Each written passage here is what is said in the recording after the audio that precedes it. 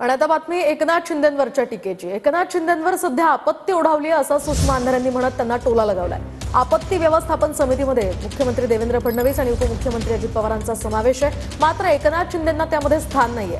त्यामुळेच आता ही टीका होते विरोधकांकडून। आपत्ती व्यवस्थापनामध्ये अजित पवारांना जास्त ज्ञान असेल असं यावर संजय राऊतांनी सुद्धा म्हटलंय। तर कुणाच्याही हातून चांगलं काम होवो त्याला आमचा पाठिंबा असेल असं संजय शिरसाट म्हणाले। एकनाथ शिंदेंवरच एवढी मोठी आपत्ती आलेली आहे की त्या आपत्तीचं व्यवस्थापन कसं करावं हे त्यांना समजत नाहीये। आणि त्या आपत्ती व्यवस्थापनामध्ये उदय सामंतांसारखा त्यांचा शिलेदार साथ दिल असं वाटलं होतं, पण तोही आता त्यांच्याशी बऱ्यापैकी बैमानी करून आता तो देवेंद्र फडणवीसांकडे सरकत चाललेला आहे। आणि त्यांच्यावरच्या आपत्तीचं निवारण अमित शहा यावेळेला करू शकतील असं वाटत नाही।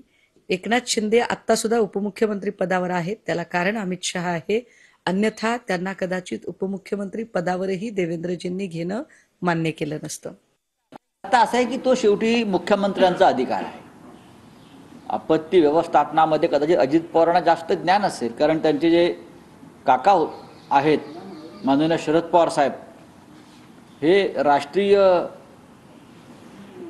काय नॅशनल डिझास्टर मॅनेजमेंटचं त्यांना अटल बिहारी वाजपेयींनी प्रमुख केलं होतं गुजरातच्या भूकंपानंतर भुजला झालेला।